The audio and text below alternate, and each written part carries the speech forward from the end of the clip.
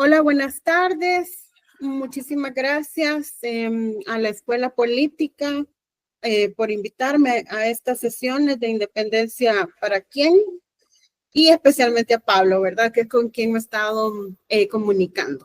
Yo sé que ha habido mucha lluvia en San Salvador y hay algunas calles inundadas, entonces, bueno, espero que las compañeras y compañeros que se integren después a la sesión pues lleguen con bien a San Salvador y yo pues resido en Ciudad de México y lo que les voy a compartir hoy es una mezcla, digamos, de algunos trabajos que he estado realizando los últimos años. Esto de lo que vamos a hablar hoy sobre el nacionalismo, el separatismo, que son vocablos anteriores al unionismo, ¿verdad? Que como conocemos a las mujeres y hombres, a la población entusiasta por la Unión de Centroamérica, estos vocablos son articulados y estos conceptos son articulados, difundidos y discutidos durante el proceso República Federal, ¿verdad? Antes de que se conociera el unionismo. Entonces yo he trabajado mayoritariamente el periódico, quiero compartir pantalla, permítanme. Ahí está. Yo he trabajado mayoritariamente los usos políticos de Morazán de 1880 a 1950. Sin embargo, voy a trabajar también con algunas fuentes primarias y otras revisiones previas que he realizado los usos durante la República Federal, estando Morazán vivo, los usos después de su fusilamiento en 1842, perdón, y los usos políticos que le dio una nueva generación de intelectuales, de unionistas, a partir de 1880 y que van a continuar hasta la década del 20. Entonces vamos a estar más o menos haciendo un recorrido de unos años, ¿verdad? Entonces, bueno, la otra cosa que quiero es que me confirmen si me escuchan.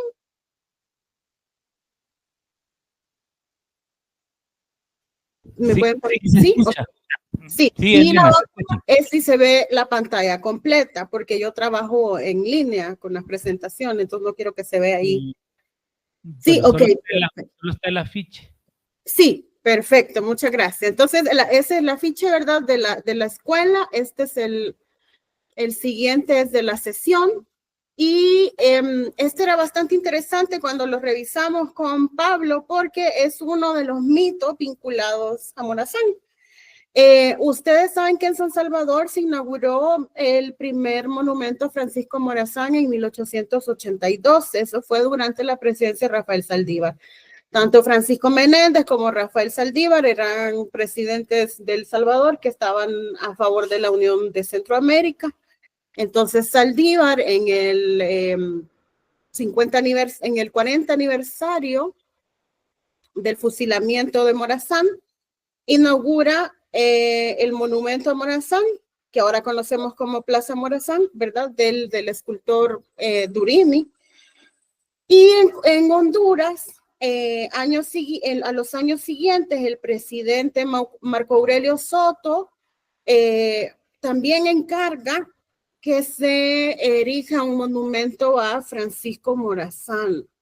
Ese monumento es el que tenemos aquí en pantalla y que en 1982, cuando Gabriel García Márquez recibe el premio Nobel, es citado como una baratija que representaba un brigadier francés y que ese es el monumento nacional en Honduras. Entonces, para el sentimiento nacional y el patriotismo hondureño fue como un golpe, ¿verdad? Ese mito, que se transmitiera ese mito, entonces yo estaba muy preocupada cuando lo digo, no, Pablo, pero acordate de lo que dicen del monumento. Bueno, finalmente un canciller hondureño que luego fue representante de Honduras ante París hizo las investigaciones en la década de los 60, encontró la casa fundidora, encontró al autor. Este monumento también estuvo a cargo de Durini. A Durini se le encargó la construcción del monumento, es decir, toda la preparación de base, de granito, mármol, etcétera. Y entonces sí es el monumento a Morazán.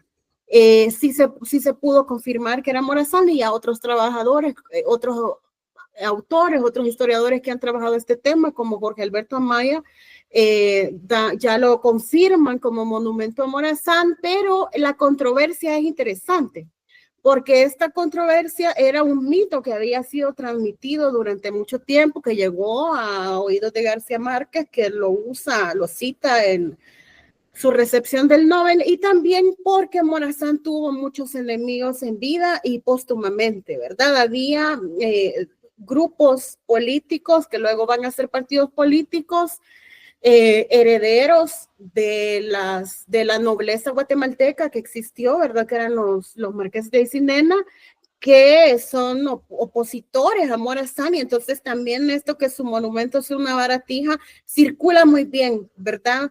Para construir a este enemigo, o para seguir socavando las ideas sobre la Unión de Centroamérica, que circulaban y todavía circulan en la región. Entonces, por eso me detengo en el afiche.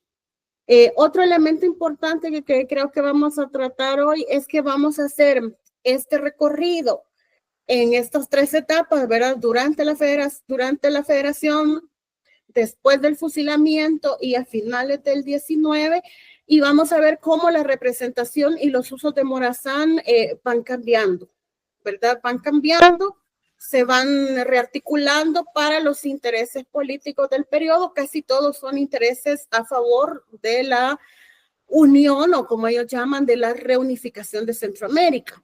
¿Por qué es importante hablar de Morazán en un proceso de larga duración, más allá de su biografía militar, de su biografía política e incluso de sus ideas políticas? Bueno, porque como vimos con Pablo en la sesión anterior, en la introducción que Pablo hizo sobre el proceso de independencia, la historiografía tradicional sitúa la independencia de Centroamérica en una fecha que es 1821, y se sitúa también como un proceso pacífico. Sin embargo, como vimos en la sesión anterior y también con la participación de algunas personas que estaban en el público, no solo con el expositor, sabemos que la independencia centroamericana fue un proceso, ¿verdad? Que inició, se puede datar a partir de la década de 1810, que tiene un momento específico con la firma de 1821, ¿no? Que es la fecha que reconocen como independencia los 5 países históricos, que son Guatemala, El Salvador, Honduras, Nicaragua y Costa Rica, y que hay otra independencia, que es la de 1823, que es la independencia absoluta. Esta es la independencia absoluta de la monarquía hispánica, y también con referencias a la posible anexión al Imperio Mexicano. Y la Constitución de Centroamérica va a reunirse, bueno, se va a reunir una asamblea constituyente de 1 año para poder articularla y presentarla hasta 1824. En 1824 también se decretó y se consagró, porque hubo una actividad en la iglesia, en la parroquia de San Salvador, que es el espacio donde ahora se encuentra la catedral, la Constitución del Salvador de 1824. Entonces estamos hablando de una construcción de comunidad política de 200 años a la fecha, ¿no? Estamos en el 2025. Y esta imagen es de 1905, no es de las más antiguas del monumento a Morazán, pero es para que vean el monumento a Morazán en San Salvador.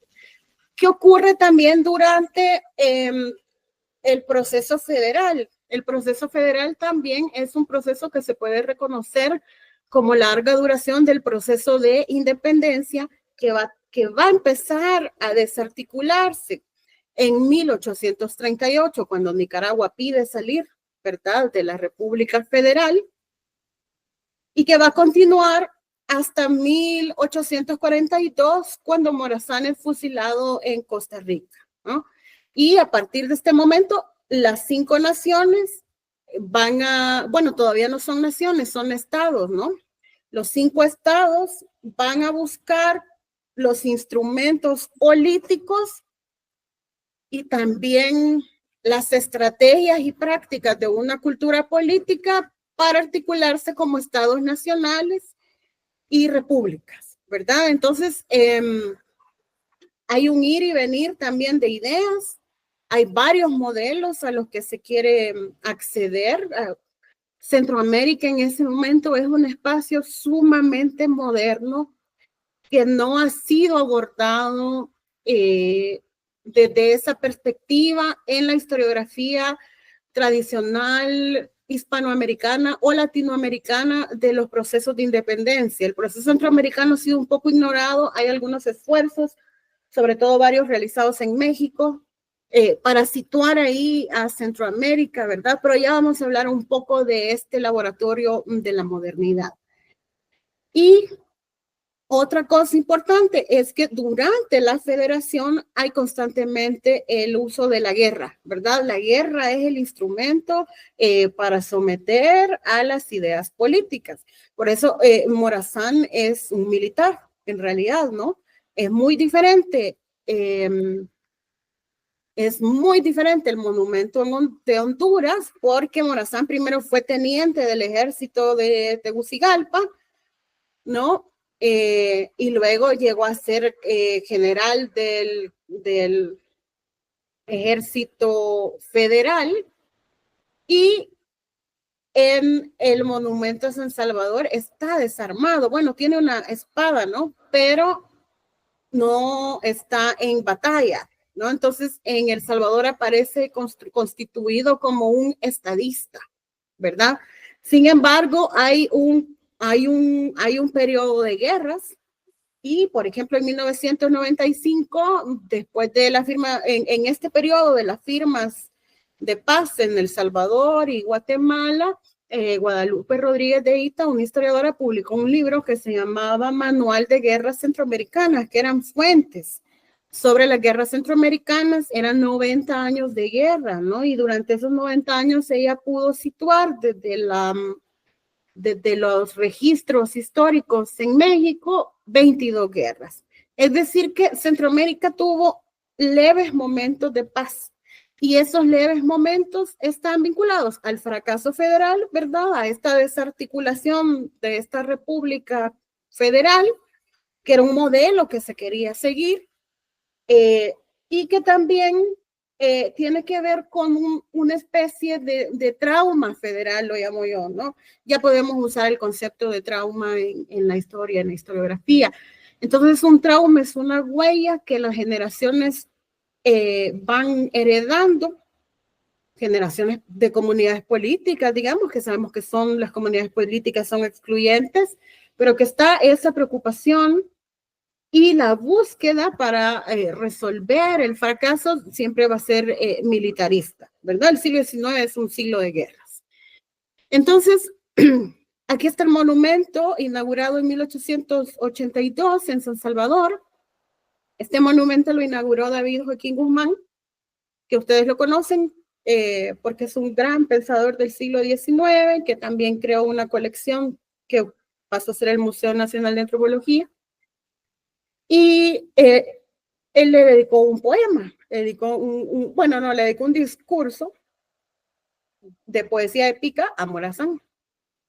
Pero este discurso que yo traigo acá es un discurso que se pronunció en Guatemala en 1892, en un momento de muchísima tensión entre guatemaltecos, salvadoreños, hondureños, porque se iba a construir un monumento a Morazán. Ustedes en Guatemala tal vez han pasado por el Parque Morazán y todo. Bueno, en ese espacio fue un espacio de discusión, y entonces las discusiones, como ya no eran bélicas, ¿verdad? Ya se había articulado un poco mejor el concepto de ciudadanía de los centroamericanos, pues eran mediante discursos, publicaciones como folletillos, y yo no sé si alguien me quisiera apoyar, bueno, ya en la Escuela Políticos, en la UCA, leyendo este párrafo tan grande de Francisco Castañeda.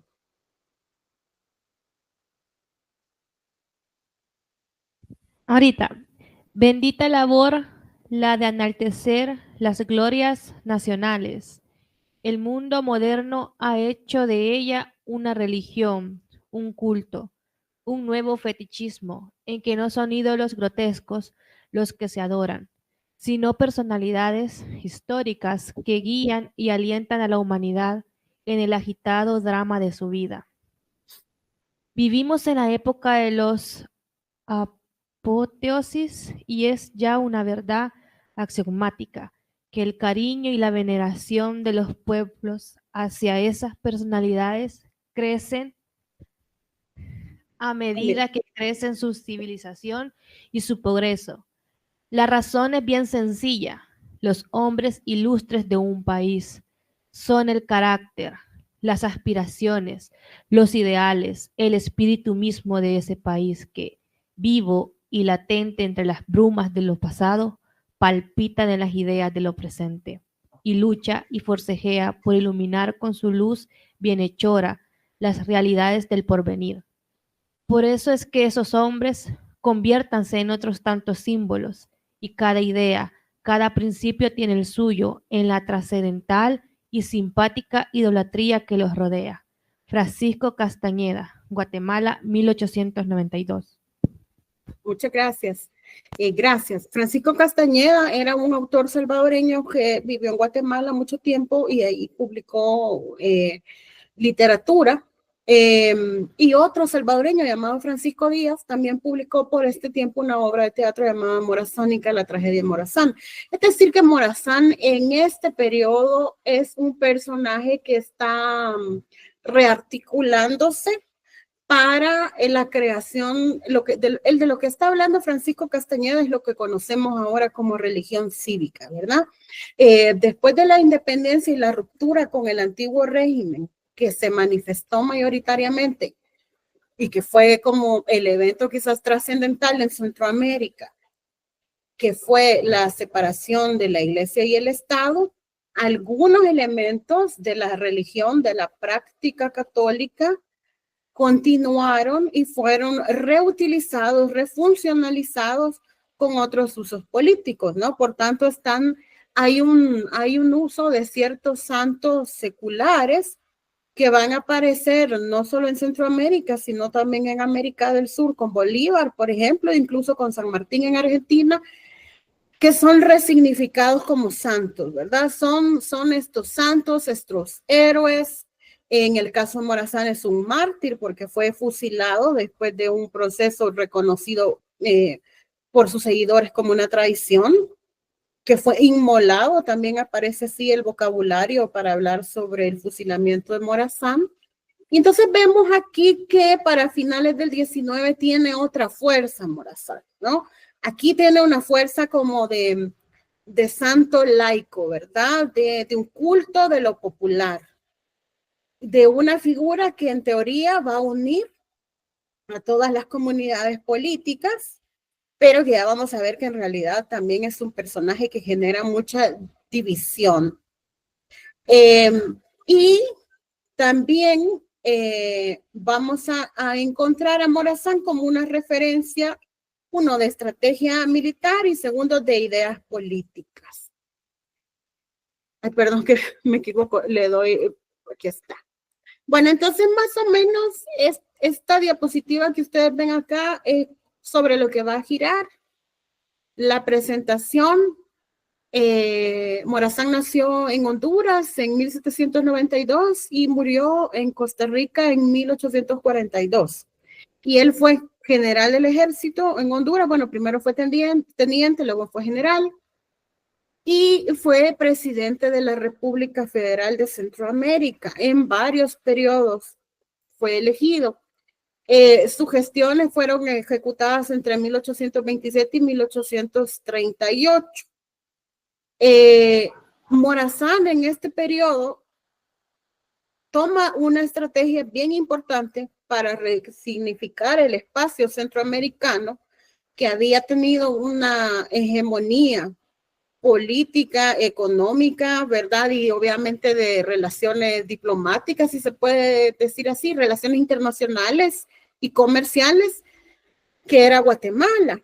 Entonces, entre 1827 y 1829, Morazán lucha, bueno, él tiene un decreto también, ¿verdad? Dicta un decreto para que la capital de la República Federal, es decir, el Distrito Federal, pase de Guatemala a San Salvador, con la idea de descentralizar esta hegemonía.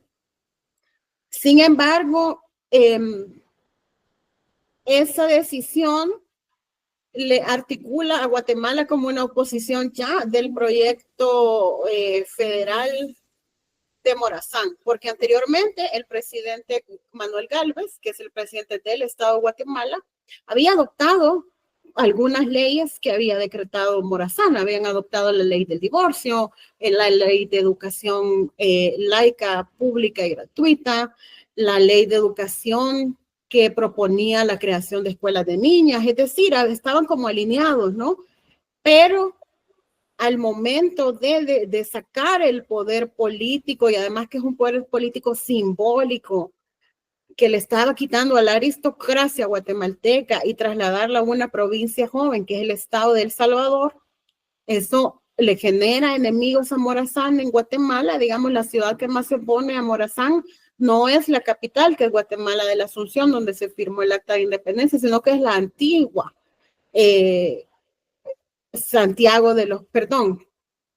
Guatemala de la Asunción es la capital actual y Santiago de los Caballeros era antigua, ¿no?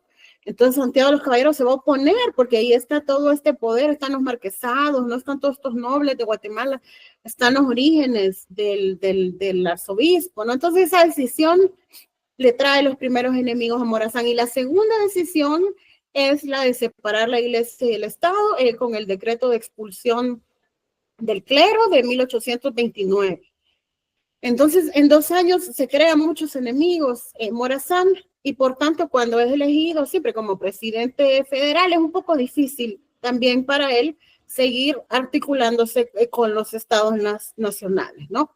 Bueno, entonces este fusilamiento de Morazán ha sido considerado por los autores del siglo XIX y los de inicios del siglo XX, yo lo creo también así, yo lo veo como una metáfora del fracaso federal. En su testamento escrito en Panamá, Morazán dice: declaro que mi amor por Centroamérica muere conmigo, ¿no? Y también muere el modelo de República Federal cuando lo fusilan. Entonces, este fusilamiento, que además ocurre en el aniversario de la independencia de la monarquía hispánica, marca también estas fechas para articular a Morazán como una figura martirial vinculada intrínsecamente a la nación. O sea, es ineludible pensar en Centroamérica sin Morazán. Esta forma ineludible de pensarla así se la debemos a los primeros historiadores del siglo XIX, que lo construyeron así. Evidentemente, los historiadores a favor del unionismo, de la Unión de Centroamérica, como fueron David Joaquín Guzmán, Montúfar, José Beteta de Guatemala, ¿verdad? Y también Chamorro en Nicaragua. Tuvo también tuvo algunos enemigos que lo construyeron como un enemigo en la historiografía guatemalteca, ¿no? Pero en el taller pasado vimos cómo se construye la historiografía sobre Centroamérica. Entonces, en el siglo XIX ya se pueden identificar proyectos de historiadores, proyectos de historización sobre este proceso, y en estos proyectos hay una división también, ¿verdad?, a favor y en contra de Morazán, y creo que eso es lo constitutivo y lo que divulga más a la figura de Morazán. También Lorenzo Montúfar, que Guatemala, escribió mucho sobre Morazán, sobre la federación, y ellos explicaban que esa era una gran tragedia nacional y esa gran tragedia era irrecuperable para Centroamérica. Sin embargo, en el periodo en que Montúfar y David Guzmán estaban escribiendo, que es el periodo de 1870, 1860, 1890, hay una esperanza y dicen, bueno, es que Centroamérica no estaba lista en ese momento, no era el momento histórico, no era el momento del proceso. Entonces, el momento es ahora, ¿no? Entonces, La Unión de Centroamérica se prefigura como un futuro, es una línea, es un horizonte de posibilidad, pero a la vez va a ocurrir sin duda. Es decir, hay una apreciación teleológica, ¿verdad? Esto va a ser sucesivo y vamos a llegar ahí. Lo que pasa que en 1821, pues se acababan de formar las naciones, no sé, teníamos naciones de 2 años, 5 años, ni siquiera reconocidas como un Estado-nación, entonces por eso fracasó la federación, pero ahora en este tiempo, en el tiempo de nosotros, pensadores, tralala, funcionarios, ya de ingenieros, ahora sí va a triunfar. Este es el final definitivo de Centroamérica, ¿no? Entonces siempre se vio como ese horizonte. Y la finalidad de que el horizonte fuera la reunificación de Centroamérica siempre tuvo una figura bien poderosa que la tutelaba y que la acompañaba y obviamente la iba a guiar, ¿verdad? Que es la figura morazánica. Y por eso creo que es tan interesante estudiar a Morazán después de fusilado. Bueno, entonces esta sesión se llama Nacionalismos y Separatismos, porque ese es el lenguaje utilizado en el periodo. Ahora nosotros podemos decir unionistas, ¿verdad? Pero el vocabulario, el concepto del unionismo es un concepto articulado en 1890, que inició con un estudiante nicaragüense en Guatemala que se llama Salvador Mendieta. Entonces Mendieta articula el unionismo. Es como el sandinismo, ¿no? La lucha de Sandino no era conocida como sandinismo. El sandinismo lo retoma el Frente Sandinista para la Liberación Nacional. Entonces lo mismo pasa con el unionismo. Quienes creían en la Unión de Centroamérica en el proceso federal y después del fusilamiento de Morazán no eran reconocidos como unionistas. Eran reconocidos como nacionalistas y en algunos casos separatistas. Aquí es como bien fácil esto que yo traigo aquí, pero a la vez en la documentación a veces causa cierta confusión, ¿verdad? En las fuentes primarias. En primer lugar, los vocablos, los usos que estamos usando aquí son de las fuentes primarias creadas entre 1820 y 1920, o sea, hay un siglo para articular estos significados, ¿verdad? Y para que se puedan consolidar, para que se asiente el uso, ¿verdad? Y así ya en 1930 lo identificamos con una gran facilidad, ¿verdad? Pero la idea de lo nacional en Centroamérica, después de la firma de independencia y después de la declaración de independencia absoluta, era un espacio bien poroso, era un espacio inestable. También se podría decir que era elástico, porque cabía casi todo, ¿no? Si se estiraba. Entonces constituía la principal aporía, es decir, donde había muchas paradojas, contradicciones, ¿verdad? En la construcción del discurso centroamericano, porque aquí, ¿qué era lo nacional? Lo nacional era lo guatemalteco o lo centroamericano. Lo nacional era lo salvadoreño o lo centroamericano. Y entonces había una doble dirección o un doble uso de conceptos durante todo este tiempo, depende de la prensa, ¿verdad? Donde se publicara, de los autores que la usaran. Pero los nacionalistas son los más interesantes porque tienen doble función, no tienen ida y vuelta. Los nacionalistas son aquellos que defienden la primera nación, que para ellos es Centroamérica, que a finales del siglo XIX ya se van a nombrar unionistas. Y también eran los que estaban a favor de la división de los estados, es decir, que eran los que estaban a favor de las nuevas repúblicas, ¿no? Que esto se veía mucho más en Guatemala y Nicaragua. Y en la prensa, estos que se reconocían a sí mismos como nacionalistas en Guatemala y Nicaragua, iban a ser reconocidos en esta prensa y en esta oralidad, ¿verdad? En las plazas, en todos estos espacios afuera en los atrios de las iglesias, ¿no? En los pueblos, en las fiestas, todo este lugar, iban a ser reconocidos como localistas. Y entonces, las ideas de este periodo, después de asesinado a Morazán, es que los localistas son los que tienen la culpa del fracaso de la federación y del fusilamiento de Morazán. Entonces, hay podríamos decir incluso que un rencor, ¿no? Hay como un reproche a los localistas. Y más adelante se va cambiando el concepto de localista hasta llegar a los separatistas, que son todos estos personajes que eran parte de los estados nacionales, Guatemala, El Salvador, Honduras, Nicaragua y Costa Rica, que están en contra de volver a reunificarse, ¿no? Ya para 1920 ya les dicen separatistas. Y por ejemplo, en Santa Ana, El Salvador, se usa mucho esa idea, eso del separatismo. En Guatemala también lo usan mucho el separatismo, ¿no? Encontramos muchísimo eso. Entonces aquí nos damos cuenta que Morazán divide. El tema es la reunificación de Centroamérica y entonces él une y divide a ciertos sectores de la población. Por las fuentes que yo he usado, porque yo lo que quería revisar era el culto a Morazán, pues lo que yo he encontrado es más simpatía hacia Morazán. Sin embargo, un trabajo de Jorge Alberto Maya, que es un académico hondureño, que fue mi tutor en Honduras, él también trabajó el discurso guatemalteco en el que Morazán es constituido como el enemigo, ¿verdad? Y se van a referir a él también con un lenguaje religioso. Entonces estamos en un siglo de confrontaciones donde aparecen estos, como la gente cuando se está peleando entre izquierda y derecha, ¿verdad? Etcétera. Bueno, pues así se usaba nacionalismo, separatismo, nacionalismo, localismo. Esos eran los usos en este periodo.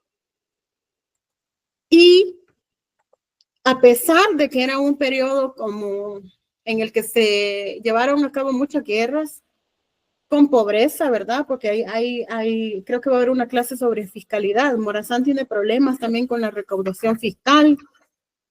Hay pobreza, hay guerra. También era un momento de una gran experimentación política.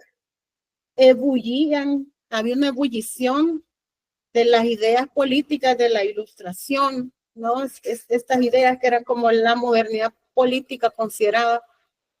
Hay un libro del doctor Bonilla que es sobre la Ilustración en Centroamérica. Lamentablemente lo tengo en El Salvador, entonces no lo puedo citar ahorita concretamente. Sin embargo, leyendo a Pedro de Molina y a José Cecilio del Valle, pues sí, las ideas políticas más modernas estaban ahí. Entonces había experimentación, escribiéndolo, discutiéndolo en las constituyentes, ¿verdad? Para crear las constituciones de los estados nacionales, pero también con experiencias específicas mediante decretos y prácticas. Entonces, un tiempo muy interesante. Y yo quisiera citar que de estos experimentos y estas experiencias, las más significativas son la separación de la iglesia y el Estado, la educación laica y pública. Como se separa la iglesia del Estado, las órdenes religiosas pierden el poder en la vida de las personas, ¿no? Reconocidas hasta ese momento como súbditas y que pasan a ser ciudadanos. La ciudadanía es un concepto excluyente, ya lo vamos a ver, pero de momento la iglesia pierde el control y entonces se espera que todas estas instituciones, la escolaridad, los hospitales, los cementerios, pues los centros donde las alcaldías incluso pasaran al Estado, ¿no? Y entonces la institucionalidad fuera laica. Esto es un proceso de secularización. Entonces, en los decretos de las leyes, que varios han sido publicados hace poco en la UNAM, con estos decretos se inculcaba a que la educación fuera laica. Y al ser laica, la educación también era muy significativa, que hay varias cartas de Morazán pidiendo que se abran las escuelas para niñas, ¿verdad? Para que las niñas tuvieran acceso a la educación. La educación de las niñas, la educación de las mujeres va a ser un tema en Hispanoamérica, porque así se va a reconocer el continente hasta ese momento. Eso va a ser un tema 30, 40 años después en las naciones. Ahorita casi todas las naciones en el sur todavía están en guerra. Y en Centroamérica hay guerra, pero también hay varios pensadores que a la vez son funcionarios. Y está el presidente federal también en comunicación con los presidentes de los estados nacionales para que se ejecute. Todo esto que se está pensando debe llegar a la práctica, ¿verdad? Entonces, para que se fundan las escuelas para niñas, para que se funden las escuelas, podía ingresar cualquier persona que no supiera leer, no era importante la instrucción con edades vinculadas a la primaria, secundaria, etcétera. El tipo de educación, eso no lo escribí aquí, pero lo tengo en mis apuntes. El modelo que se aplicó es el modelo lancasteriano de educación, que es un modelo que en México se va a estar debatiendo hasta el porfiriato. Hasta 1890 van a estar preguntándose si ese es un buen modelo, ¿no? Cuando en Centroamérica, 70 años antes, están diciendo, creemos que este es el modelo, vamos a ver si se fundan algunas escuelas lancasterianas, bla, bla, bla. Por lo general, las escuelas que se fundaban eran primeras letras. Y las leyes del divorcio y el matrimonio civil. Las leyes del matrimonio civil y el divorcio van a ser unas leyes que se van a discutir en Hispanoamérica también a partir de 1870 y 1870. Sin embargo, en Centroamérica sí entraron en vigencia en 1827 en el estado de Guatemala. Esta ley fue muy despreciada. Pinto Soria, que es un autor que se refería en la clase anterior, que es un historiador especialista en la Constitución de la Unión Centroamericana, dice que la llamaban la ley del perro, y era una ley súper despectiva. Sin embargo, la ley decía algo así que para que la nación pudiera llegar a su progreso, era importante la felicidad de los individuos, y de los individuos, no solo de los hombres, sino también de las mujeres, porque mediante los reportes de la iglesia había registros y denuncias de lo que ahora conocemos como violencia de género y de otro crimen que se llamaba uxoricidio, que ahora conocemos como feminicidio, ¿verdad? Que era el uxoricidio, era el asesinato de las esposas, ¿no? Que lo tenía permitido el esposo. Sin embargo, los curas alertaban, ¿no? En Guatemala, en El Salvador, alertaban mucho los curas que necesitaban que les reconocieran la separación de cuerpos a estas mujeres violentadas porque temían que las mataran. Entonces, la ley del divorcio estaba vinculada a esos registros de violencia hacia las mujeres y por eso era fundamental. Sin embargo, las leyes del divorcio tampoco entraron en vigencia mucho tiempo, ¿verdad? Y otro asunto importante es que estas leyes, estos códigos, las constituciones mismas tenían modelos, ¿verdad? Tenían modelos, el modelo de las colonias de Estados Unidos era un modelo, los códigos de Livingston fueron un modelo para Guatemala, y entonces estaban estos hombres, estos juristas, en ese momento como no había un escenario de profesionalización como lo conocemos hasta ahora, pues los hombres estos señores hacían de todo, eran funcionarios, eran soldados, eran profesores, eran rectores, eran abogados, ¿verdad? Y ellos estaban articulando esto. Me voy a apurar porque creo que ya es tarde.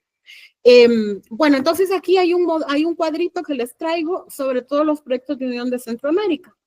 ¿Qué implica esto? Bueno, en cada proyecto de unión hay un documento que lo estipula, que lo funda, pero también, si nos fijamos, solo traje 9 intentos de unión. Bueno, los primeros 2 sí se ejecutaron. Pero lo que quiero decir es que en cada uno de estos intentos apareció Morazán con diversos usos, ¿no? Hay que seguir el ideal morazánico, entonces volvámonos a unir. Centroamérica es una sola nación, volvamos a unirnos. Y entonces, van apareciendo estas iniciativas políticas de reunificación en todos los países de Centroamérica. Si se fijan, hay un proyecto que sale de El Salvador, otro proyecto que sale de Costa Rica, hay un proyecto de República Mayor, otro de República tripartita, ¿no? Y la más significativa es la de Chinandega, que recién fusilado Morazán, recién llaman los países y dicen, nos tenemos que unir, este es el verdadero modelo. Voy a seguir avanzando porque siento que voy bien lenta. Bueno, entonces, para que estos modelos, para que estas propuestas de proyectos de unión sean bienvenidas, sean divulgadas y sean comprendidas por la población en general, hay ciertas estrategias que son las de la creación de la cultura política, que fue articulada por diversos personajes, más que todo masculinos. Podemos hablar después de las mujeres, más que todo masculinos registrados, ¿verdad? Que fueron soldados, políticos, funcionarios, poetas, y todos están separados con un guión y no una coma, porque todos hacían todo, ¿verdad? Es decir, Miguel Álvarez Castro, que se identifica como el primer poeta de lo que fue El Salvador, ¿no? El primero que pudo ser reconocido como con esa nacionalidad fue soldado morazánico, ¿no? Y varios presidentes, funcionarios fueron soldados jóvenes, así de tropa, soldados rasos de Morazán, que él iba articulando el ejército desde que salió de Tegucigalpa, entra por la Unión El Salvador y va atravesando Morazán hasta llegar a San Salvador con la finalidad de llegar a Guatemala. Pues el ejército morazánico era mayoritariamente de hondureños y salvadoreños. Y entonces, ¿qué empiezan a hacer estos hombres? Le van a construir una biografía a Morazán, varias biografías que van a obedecer al contexto histórico y a sus proyectos políticos, y algunas llegan a tener carácter hagiográfico. Es decir, como una construcción como de un santo que toma elementos de esta cultura católica, porque cuando se separa la iglesia del Estado, esto no quiere decir que las personas dejen de practicar la religión católica, ¿no?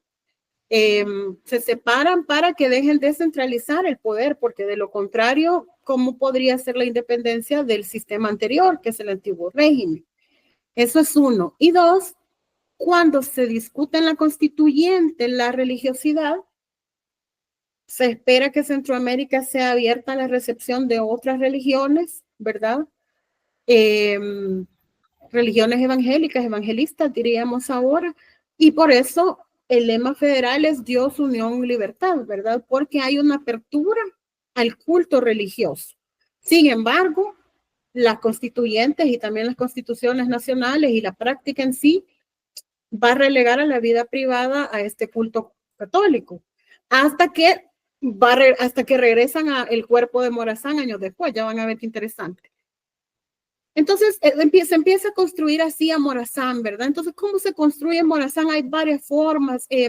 Morazán se construye a través de papeles, pero para mí quizás lo más significativo es que se construye a través de oralidades, ¿no? A partir de memoria transmitida, que ahora diríamos memoria transmitida intergeneracionalmente.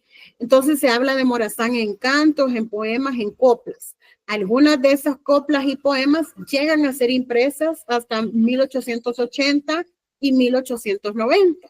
También se narran de abuelos a nietos, de padres a hijos, las batallas morazánicas, ¿no? Y eso es lo que va constituyendo que luego se pudieran identificar los sitios de memoria. No sé si han ido a Jocoro o algún lugar donde Morazán tuvo una batalla, hay señalizaciones, ¿verdad? Y esas señalizaciones se lograron localizar gracias a la transmisión oral de finales del siglo XIX, ¿no? Que estos nietos de esos soldados contaban, ¿no? Entonces yo creo que es bien importante la oralidad de Morazán. Y la otra, pues, es la que tiene que ver con las otras fuentes que estoy usando yo para hablar aquí, ¿verdad? Están las leyes, los bandos y las proclamas de Morazán, también las cartas que envía, y también los discursos, obras teatrales y ensayos, ¿verdad? Pero para mí creo que en este momento lo más importante es la oralidad, porque sin la oralidad no hubiéramos llegado a la descripción de las batallas que estamos viendo aquí. Estas batallas son las batallas que están en el monumento de San Salvador. Hay 4 batallas, aunque Morazán es el vencedor, como dice la historiografía de ese periodo, de muchísimas batallas, la más famosa la del Espíritu Santo, la de Jocoro, etcétera. Entonces, la de Perulapía. Entonces, estas son las batallas que se están ahí recreando, ¿no? Esta es otra batalla. Y una de las estrategias más interesantes, siento yo, para mantener la memoria de Morazán recién fusilado, es la del presidente de El Salvador, Doroteo Vasconcelos. Yo me imagino que algunos de ustedes han oído San Francisco Morazán, ¿verdad? Entonces, Doroteo Vasconcelos fue soldado morazánico desde muy joven. Empezó desde abajo siendo soldado morazán y lo acompañó a Costa Rica al exilio, fue testigo del fusilamiento, se regresó a El Salvador. Al regresarse a El Salvador se incorpora como funcionario y llega a ser presidente. Entonces, él eleva a una localidad como pueblo y entonces decide renombrarlo. El pueblo se llamaba San Francisco y él lo nombra San Francisco Morazán, ¿no?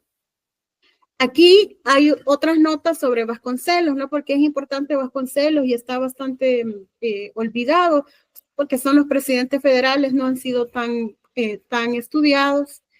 Vasconcelos hace otra cosa también, anterior a 1850. En 1848 desentierran a Morazán en Costa Rica y Vasconcelos solicita que lo repatrien porque en su testamento Morazán pide que lo entierren en El Salvador. Entonces, al pedir que retornen a El Salvador, se instauran las prácticas de la cultura cívica, de la religión cívica, ¿verdad? Y aquí ya voy a ir terminando con esto. Luego de nombrarlo santo, ¿verdad? En una población y que circule ya así como en esa otra categoría, y que lo mantiene vivo él, lo recibe Vasconcelos en 1848. Bueno, lo pide en el 48 y lo traen en el 49 desde Punta Arenas hasta Acajutla. Y entonces al traerlo desde Punta Arenas hasta Acajutla, en Acajutla es recibido por el presidente de la República, que le celebra una misa, ¿no? Para los guatemaltecos, Morazán era un anatema y era un demonio porque había dividido a la iglesia del Estado. Sin embargo, en la rearticulación de Vasconcelos,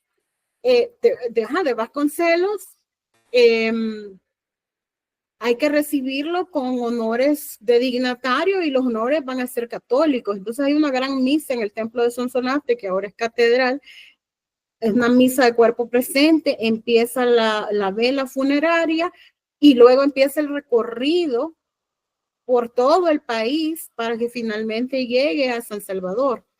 Un profesor de la Universidad Nacional Autónoma de Honduras ha reconstruido la ruta de las exequias, Arnulfo Ruiz de la Costa.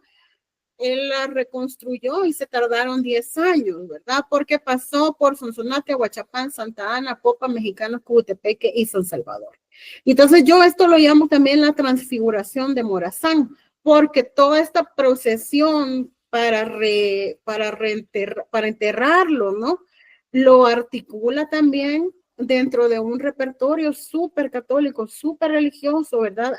Geográfico, para poderle construir un culto, ¿verdad? El culto al héroe. Entonces también en este momento, desde que llega Morazán a las exequias, a que se le realicen sus exequias, también hay muchas estrategias de los poetas, de los militares de ese momento, de buscar genealogías, ¿verdad?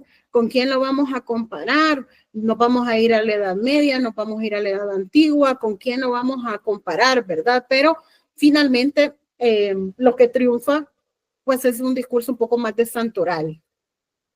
Y eso que están viendo ustedes ahí, pues es el monumento fúnebre de Francisco Morazán, que está en los Ilustres. Ya solo me faltan 2 diapositivas porque hablé mucho. Bueno, a partir de este periodo que ya está un poco más asentado Morazán y que si regresamos al cuadro, sabemos que los centroamericanos están diciendo, unámonos, ¿verdad? Congreso Centroamericano, bueno, hay como 30 años de paz ahí, de tranquilidad, de bueno, que se asienten los estados nacionales, ¿verdad? Pero a partir de 1880 hay un reimpulso para unificar Centroamérica. Y el principal reto de ese reimpulso es que quienes lo quieren llevar a cabo desde la población, digamos, son personas más ilustradas, entonces no lo quieren presentar como un militar. Eso es un poco complicado porque es inherente, ¿no? Él era general, pero ya no lo quieren presentar como un hombre de armas porque eso les trae problemas con Guatemala. Entonces lo quieren presentar como un hombre de ideas. Y el reto más grande de esta generación es que es un tiempo de ideas, aquí me faltó la E, perdón, y lo quieren constituir como un tiempo sin caudillos, que es muy difícil, porque en Guatemala justo Rufino Armas está armando al ejército para invadir El Salvador, pero estos activistas de Morazán dicen, no, miren, era un hombre de ideas, él era como Jackson, era como Garibaldi, era como Lincoln, era como, ¿verdad? Ya no aparece Bolívar, ya no necesitamos que aparezca Bolívar porque era militar, ¿verdad? Bueno, entonces es más como estas figuras. Y entonces vamos a regenerar la patria y va a ser una patria de ideas. Sí va a haber ejército, pero no va a haber caudillos, porque casi todos los presidentes que hemos tenido han sido militares. Entonces esa es la tercera etapa de Morazán, ¿verdad? Esta figura regenerativa. Y también en este momento ya se puede diferenciar los órdenes que están, el orden de la oralidad, que era como se transmitían las hazañas de Morazán, y la escritura de la historia, con estos autores que yo mencioné antes, Montúfar, Beteta, Guzmán, ¿verdad? Chamorro, etc. Y, a ver, sí. Y a pesar de que se establecieron estas divisiones, que si era posible que pudieran estar un poco en campos separados, ya la práctica, digamos, ya la puesta en esta escena del repertorio morazánico era más complejo porque discursivamente se seguía manteniendo la oralidad en los discursos, ¿verdad?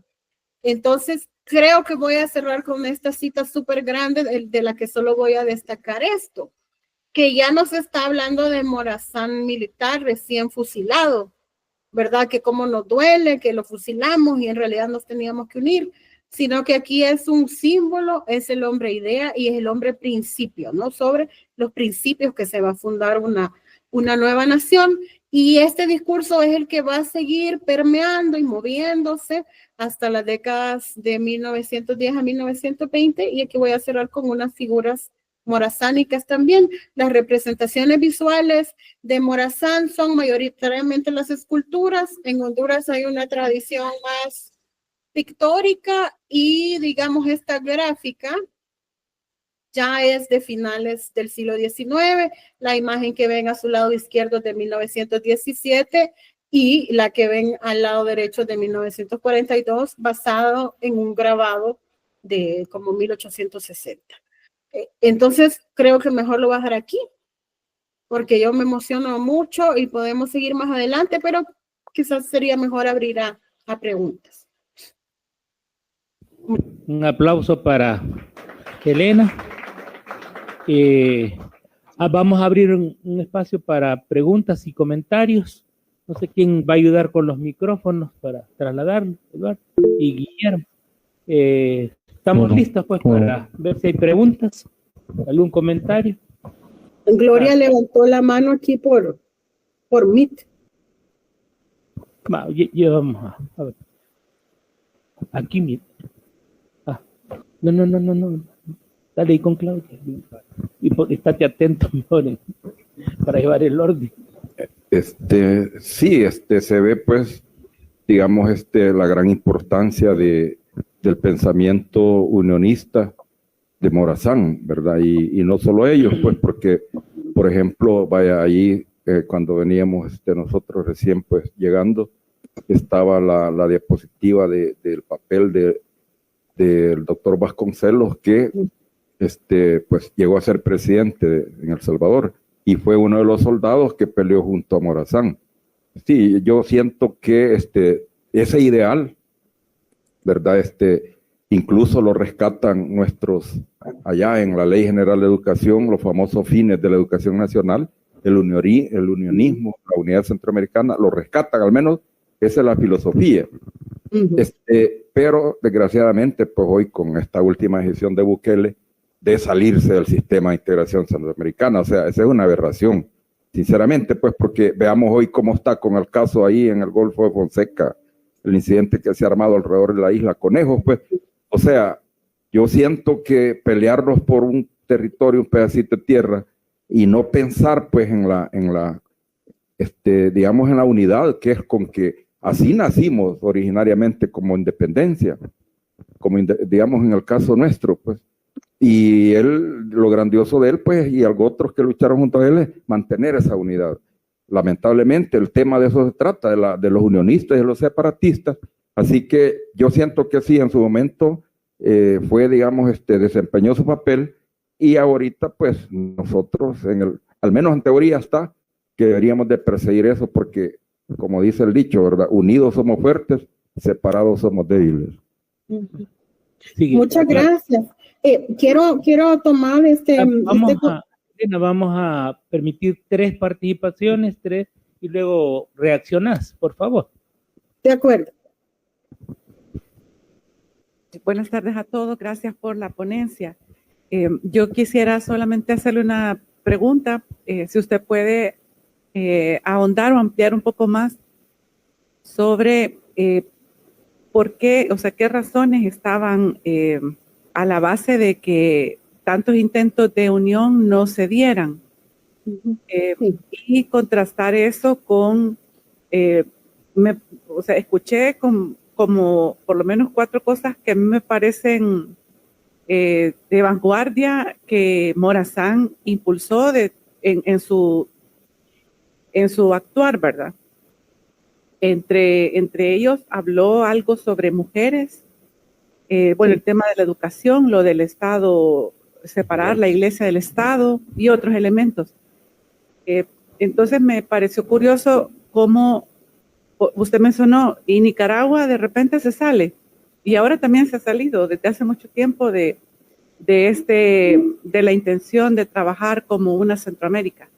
Si pudiera ampliar un poco más sobre lo que estaba a la base de ese comportamiento que había en la sociedad en ese momento. Gracias. Sí, gracias. Va, Mauricio. Sí, muy buenas tardes. Licenciada, tengo aquí una interrogante de que, bueno, a mí siempre me sale esto, y ahora con esta disertación de Francisco Morazán, que es digamos, por decir, el prócer del unionismo. La pregunta es, ¿por qué en los movimientos de independencia empiezan con militares? Digo esto porque cuando se habla de militarismo, solo se habla de guerras, o digamos, no de pensadores de unión, sino que como de separatismo y de fronteras. Sí, bueno, por ese lado. Y tal vez siguiendo la secuencia de la primera pregunta, secuencia, ¿va? ¿Por qué después de ser militar lo ponen como santo? Vuelvo a lo mismo, pero aquí lo ponen como santo. ¿Qué pasa con ese, digamos, antagonismo? Primero de militar y después como santo, y nace después un mundo poético después de su muerte. Pero a mí lo que me interroga es eso, de que los militares en una lucha de independencia, cuando digamos serían como digamos liderazgos más intelectualistas para una independencia. Gracias. Gracias. Ahora sí, bueno, aquí las apunté, lo que pasa es que yo no tengo mucha retentiva, pero bueno.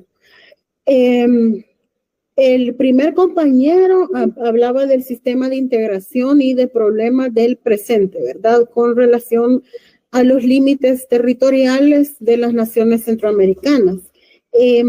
La documentación que yo he revisado, que llega hasta 1950, lo que yo puedo concluir es que había muchas ideas, ¿verdad? Era un mundo de ideas, el mundo de la Unión Centroamericana era un mundo de ideas, pero lo que descuidaban mucho los pensadores, ¿verdad? O los activistas de la Unión de Centroamérica era la resolución de los límites fronterizos de los países. Entonces, si no hay una resolución de límites, no se puede llevar a cabo la Unión. Ni en el siglo XIX, ni en la década de 1920, ni en la de 1950, ni ahorita.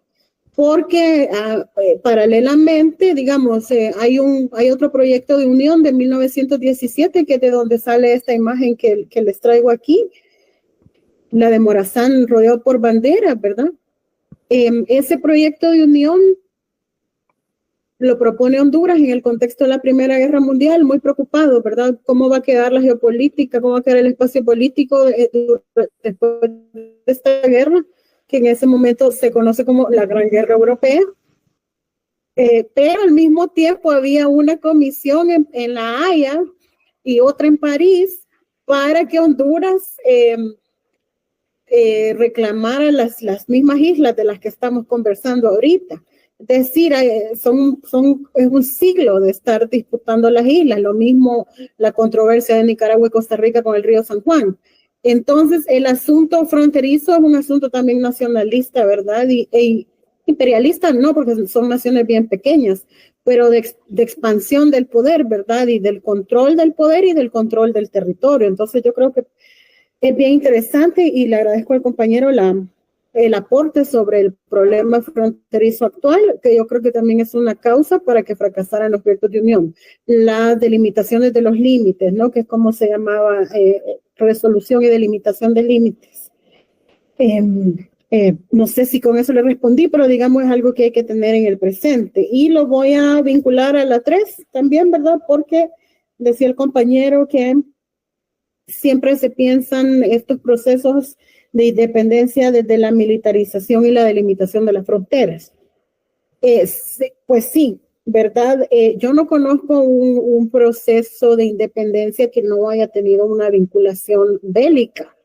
Hay que formar ejércitos porque pues, estas personas se iban a independizar de la monarquía hispánica que tenía una gran armada, ¿verdad? Tuvieron estas armadas importantísimas en el siglo XVII y XVIII y esos remanentes de esas armadas son los que pueden mandar a la Nueva España, que eran México y Centroamérica, a la Gran Colombia, ¿verdad? Que era parte del sur, a la Nueva Granada, que era Colombia, bueno, la Gran Colombia.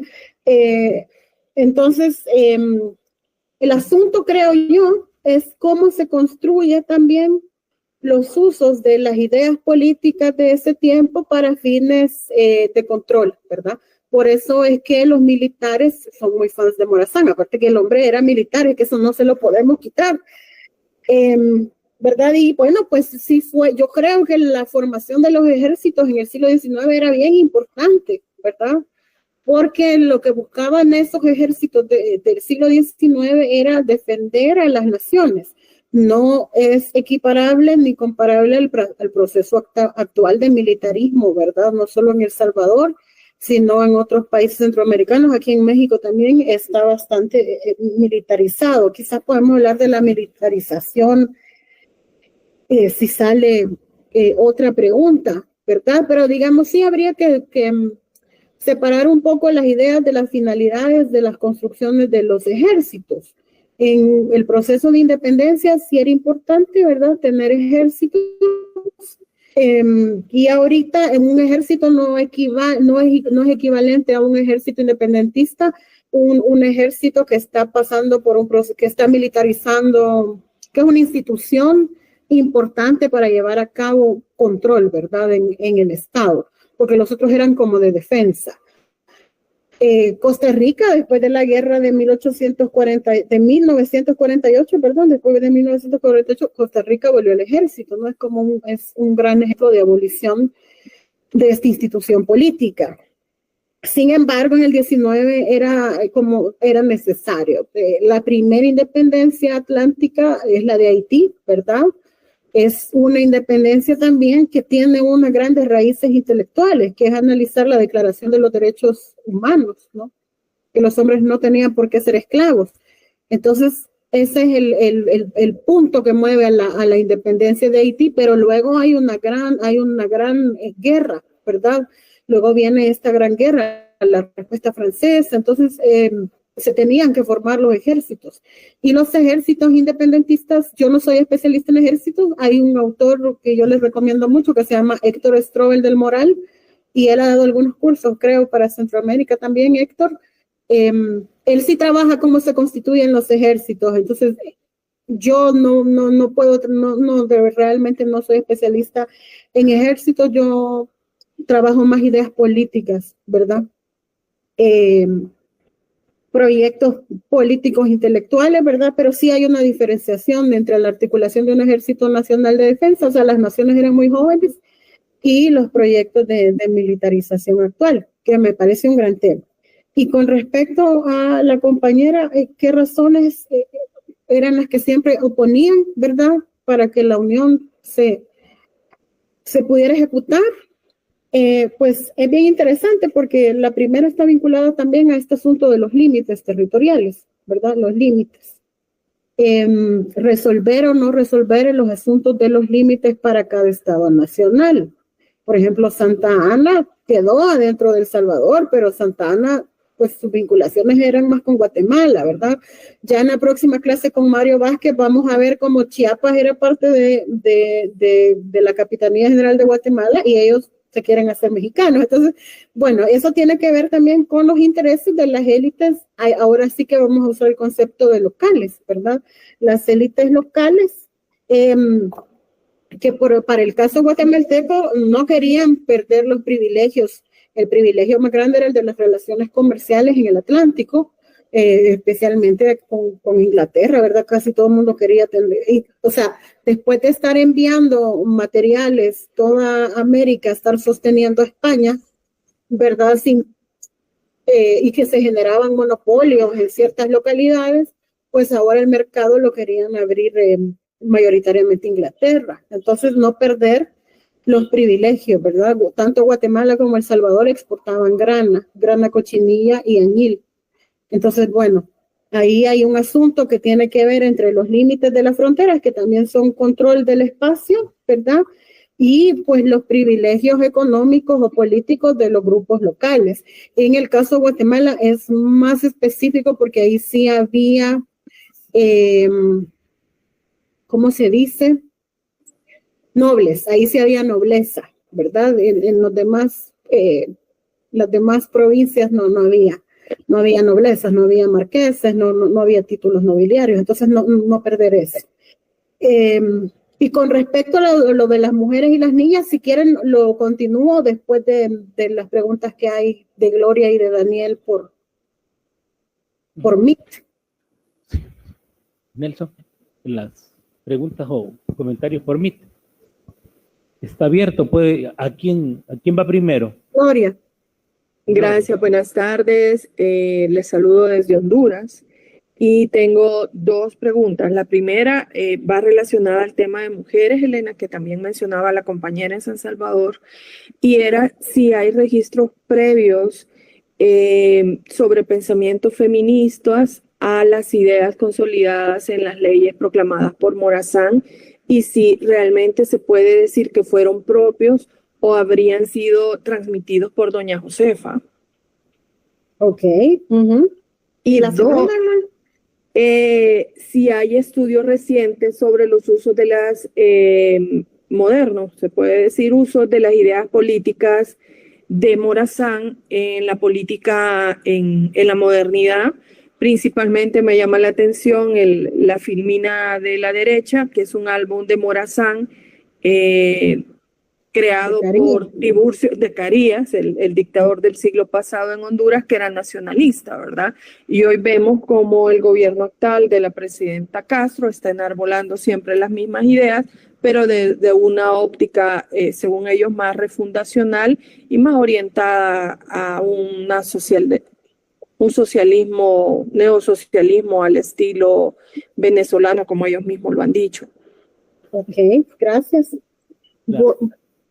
Voy a ir por un lapicero, denme un minuto, voy a quitar la cámara y el sonido que ya se me acabó. Pero podemos escuchar ya a Daniel. Sí, muy buenas tardes. Gracias por la conversación muy nutrida y también por la exposición, por supuesto, de Elena. En mi caso, yo también quería traer a la mesa los paralelismos que quizás rebasa un poco el contexto de la exposición, pero el uso que le da en este caso el presidente de El Salvador, Nayib Bukele, a la figura de Morazán, tanto así que hay varias ocasiones, al menos dos, recuerdo en este momento, en 2020 y en 2021, donde Bukele se refiere a la figura de Morazán como prácticamente una guía simbólica que él está tomando para unir a las naciones de Centroamérica. Sin embargo, revisando el recorrido que nos muestra Elena, es muy evidente cómo este señor utiliza a Morazán como símbolo de lucha, sacrificio patriótico, entre otras cosas, destacando al guerrero y su lucha contra un enemigo común, pero omite por completo el paralelismo que no le conviene, que se refiere a, digamos, por llamarlo de alguna forma, el exceso de confianza en la vía militar u otros referencias que no hacen que encaje lo que dice este presidente actual a el recorrido que tuvo Morazán. Entonces, solo nada más si de alguna manera encaja esto o no y cómo es instrumentalizado por el discurso de propaganda de Bukele. Gracias. Bueno, yo sabía que me iban a preguntar esto, definitivamente.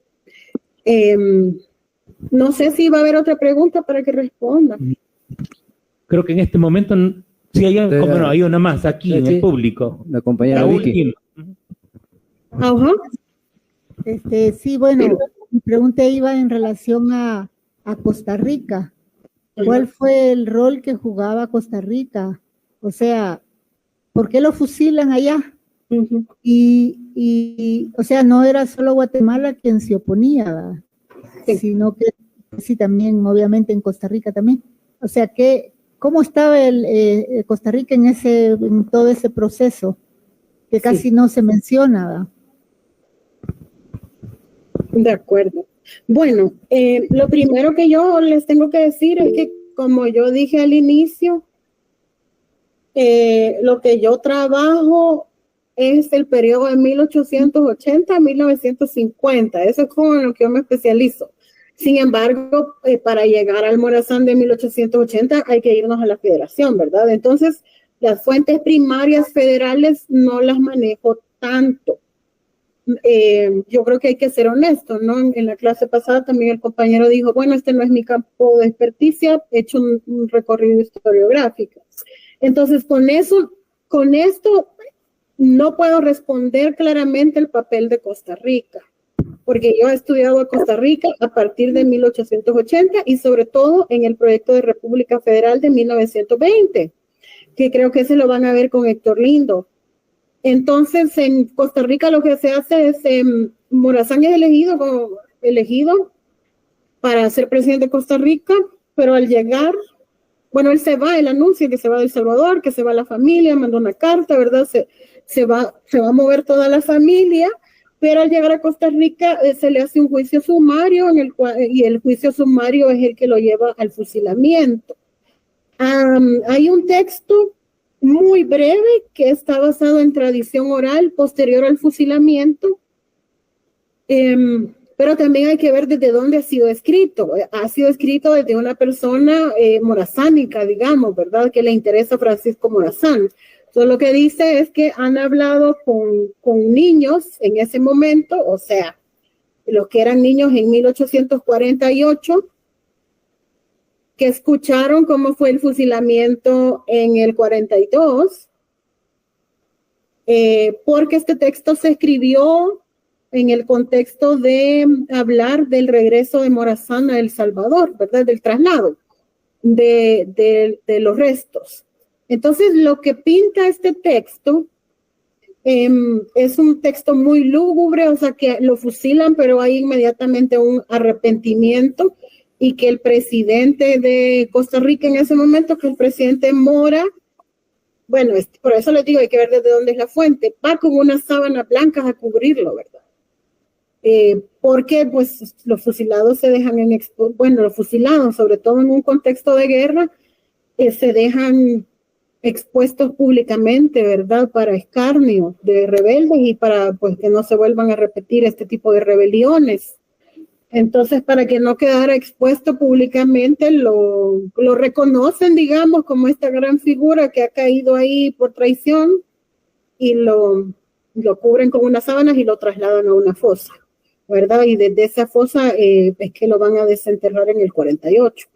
Pero más fuentes no tengo porque yo trabajo más a partir de 1880, ¿verdad? Yo eso sí lo lamento. Sin embargo, es un reto, ¿verdad? Buscar algunos textos que hablen de ese contexto y yo se lo puedo, ya una vez yo los lea también, compartírselos a Pablo, ¿verdad? Para poder resolver esto, porque sí, es bien significativo ver cómo se va disgregando Centroamérica, ¿verdad?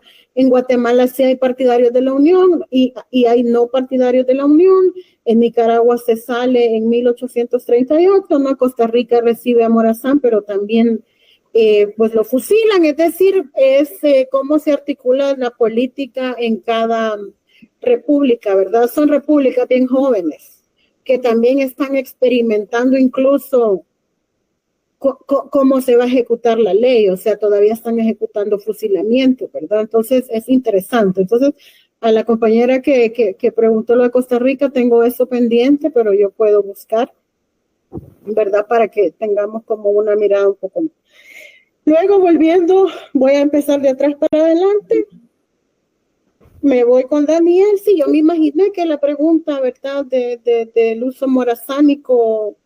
En realidad el uso de Bukele es un uso caudillista, ¿verdad? La figura del caudillo a él le gusta. Lo mismo puede ser Morazán, lo mismo puede ser Gerardo Barrios, ¿verdad? Es una figura militar y eso lo podemos ver con esta parte del ejército que a él lo acompaña, que yo no sé si Pablo o alguien en la escuela política me pueda apoyar reforzando cómo se llama esa figura.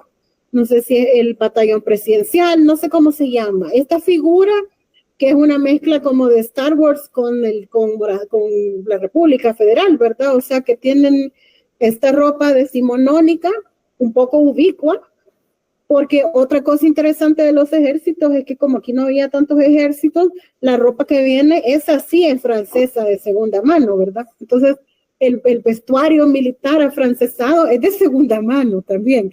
Los modelos también, pues lo que se ve, ¿verdad? Y se empieza a coser también viene desde ahí. Entonces, Gloria se está riendo, pero es cierto, este reciclaje de lo representativo de todos los artilugios militares, la representación de lo masculino, es de segunda mano desde el siglo XIX. Entonces, imagínense, ahorita yo siempre digo que es Star Wars cuando conocen a Gerardo Barrios o al Ejército Federal, hago esa broma.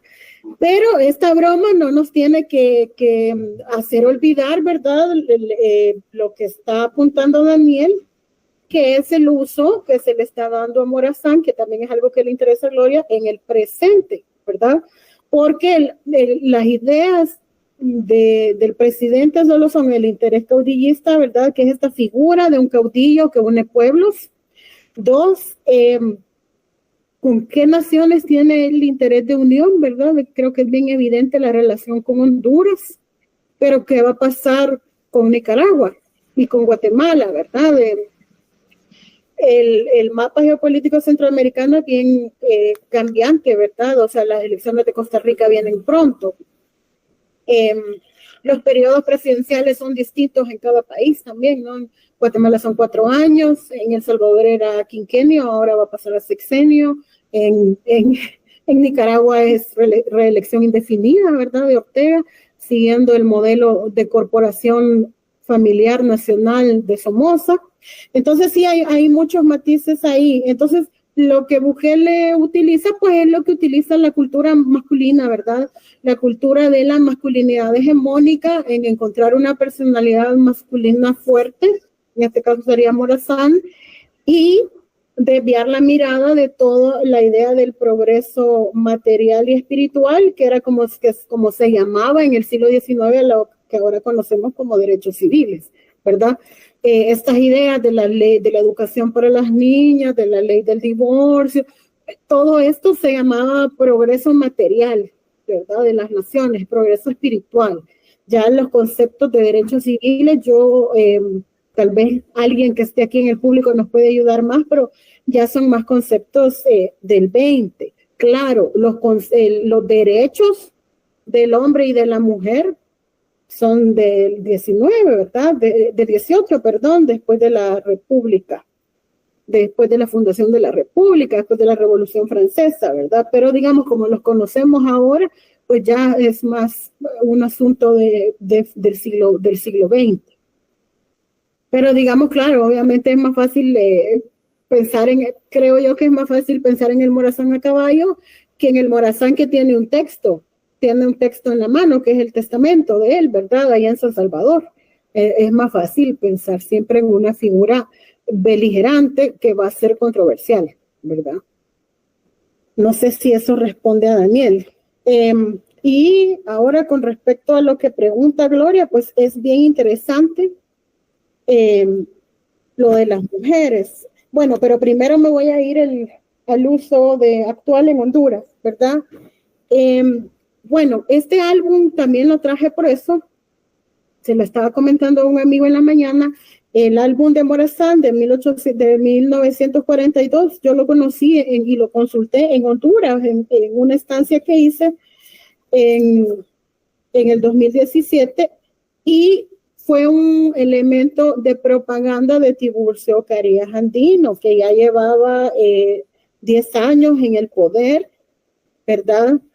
Y después del 39 había decretado la reelección indefinida en el contexto de la Segunda Guerra Mundial, ¿no? Porque los proyectos de Unión Centroamericana también durante las guerras mundiales, que es lo que yo sí me dedico, han sido bien importantes durante lo que ahora conocemos como guerras mundiales, porque es como Centroamérica se va a situar ante un nuevo orden, ¿verdad?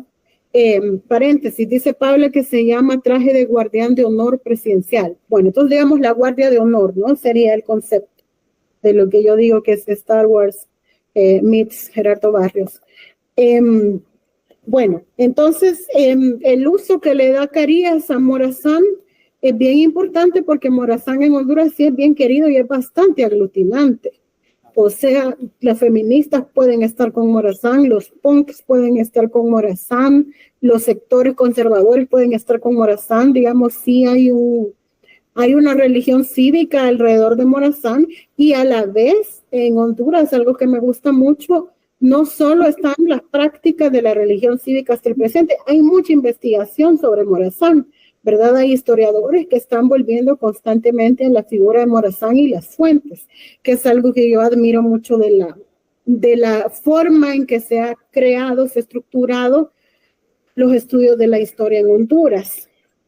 Entonces, claro, es una estrategia política de Morazán porque afuera de Honduras, que es lo que yo estudio, hay otros grupos de opositores que están trabajando con la figura de Morazán también para recuperar Centroamérica. Entonces, a todo el mundo puede agarrar a Morazán porque Morazán tiene tantas aristas y fue mitificado también. Y eso del mito pues nos permite seguir investigando, pero también nos permite seguir inventando ficciones, ¿verdad? Mitomanías nacionales. Entonces Morazán tiene muchas aristas desde las que se pueda usar. Yo no había leído los usos que comenta Gloria de Morazán vinculados al socialismo, tirándole un poco más a los usos que hizo, me imagino, Bolívar, Hugo Chávez sobre Bolívar, ¿verdad? No me he actualizado tanto hasta llegar hasta el presente, pero me imagino que van más vinculados a esta figura fundacional, ¿verdad? Como Chávez, que incluso le hizo un examen de ADN a Bolívar, lo volvió a pintar de una forma hiperrealista, ¿verdad? Entonces, bueno, creo que puede ser por ahí. Y sobre las mujeres, muy interesante lo que dice Gloria, porque pues el feminismo, como lo conocemos, ¿no? Las ideas feministas pues son de finales del siglo XVIII, ¿verdad? Precisamente en el contexto de la Declaración de los Derechos del Hombre. Cuando Olimpia responde, ¿y la mujer? ¿Cuáles son los derechos de la mujer? Pues sí, las autoras que estudian sufragismo y feminismo transatlántico, ¿verdad? Que es lo que nos toca a nosotros, han encontrado autoras, ¿verdad? Difundiendo estas ideas, pero ya más a partir de 1880, que también las he estudiado yo en ese periodo. Lo que puedo decir de la educación de las niñas, que es absolutamente moderno, ¿verdad? Hay otras medidas de Morazán también que buscan como la equidad, como por ejemplo se tenían que repoblar unas islas, ya no me acuerdo si era la Conejo o la Zacatillo, se tenía que repoblar. Y entonces dijo Morazán, bueno, repoblemos con reos, pero que sean de ambos sexos. Entonces hay que enviar hombres y mujeres, porque ¿cómo va a haber repoblación? Bueno, unas ideas un poco así, ¿verdad? Les digo, eran momentos de mucha experimentación de la modernidad, a ver qué funciona, a ver qué no. El problema es que mientras veíamos qué funciona y qué no, había gente muriendo, ¿verdad? O sea, evidentemente. Las ideas sobre la violencia hacia las mujeres, hay un texto de Morazán que yo lo encontré en una fuente secundaria que lo tendría que buscar, pero él habla de la felicidad de los individuos. El concepto de felicidad del 19, pues no es el concepto de felicidad actual, pero sí va en busca del progreso espiritual y material de los individuos que forman la nación. Entonces, lo que les importa a ellos es evitar la violencia. Y entonces a los hombres no les gusta mucho el divorcio, porque el divorcio implica perder propiedad, ¿verdad? Porque el matrimonio ha sido creado por acumulación del capital. Entonces, ¿qué implica el divorcio? Perder capital, ¿verdad? Que se disemine ese capital en lugar de que se acumule o que se reparta, digamos. Entonces, eso es bien significativo, ¿verdad? La reacción. Y luego está la reacción católica hacia el divorcio, pues que el matrimonio es un sacramento. Entonces, el matrimonio no lo puede administrar un juez, ¿verdad? Del matrimonio civil. Y por tanto no puede existir divorcio. Sí había divorcio antes del siglo XIX, pero se llamaba separación de cuerpos y se solicitaba en casos extremos, como hay un registro de casos que se pidieron en El Salvador. Es un libro que escribió un hombre guatemalteco que se llama Francisco Mencos, y Francisco Mencos sí registró con registros parroquiales curas que estaban pidiendo que les dieran la separación de cuerpos a estas mujeres, porque cada vez que ellos las visitaban estaban más golpeadas y el temor era que las mataran, ¿verdad? Y también había mucho abandono de hogar. Pedro Cortés y Larraz a finales del 19 se fue por toda Guatemala y El Salvador. Ese es un libro de la EPI. La EPI publicó la visita de Cortés y Larraz a lo que ahora es El Salvador, y él identificaba que había mucho abandono de hogar, o sea, los hombres embarazaban a las mujeres y se iban. Entonces, claro, el liberalismo no es tampoco un modelo ideal, ¿verdad? Pero lo que buscaba era poner un orden social, y en ese orden social también estaba organizar la violencia. Claro, también el Estado ejecutaba violencia, ¿verdad? Pero digamos, la búsqueda, la ley del divorcio, el matrimonio civil, lo que querían también era como buscar el orden social y evitar la violencia física hacia las mujeres, porque sí había registros de maltrato, de uxoricidio, que hasta soñé con la palabra, ¿verdad? Que es como se asesinaba a las mujeres, y las feministas salvadoreñas de 1950 estaban pidiendo que se tipificara diferente el uxoricidio, ¿verdad? Que tuviera más importancia en la ley, porque los hombres mataban a la esposa y salían libres 5 años después. Y ella, o sea, de 1950 sí hay registros de eso. Ahora, con respecto a las ideas de la esposa de Morazán, no la he estudiado yo a ella realmente, Gloria. Lo único que sé biográficamente de ella es que se fue a El Salvador, ¿verdad? Y en El Salvador crió a los hijos, y los hijos se casaron con personas de las élites económicas, y ahí andan entre nosotros, ¿verdad? Siempre siendo parte de élites políticas o empresariales, pero ahí están. Creo yo que las ideas son más para control social que feministas, pero ya a partir de 1880 sí hay ideas feministas claras, tanto en hombres como en mujeres. ¿Qué se está discutiendo a partir de 1880? La capacidad intelectual de las mujeres, que no es una capacidad vinculada a la biología. Eso están hablando tanto hombres como mujeres, 1. 2, que las mujeres tengan derecho al sufragio. Y 3, que las mujeres sean reconocidas y a ser reconocidas como eso, se puedan emancipar, las mujeres son reconocidas como esclavas, ¿verdad? Esclavas del hombre, esclavas en el hogar.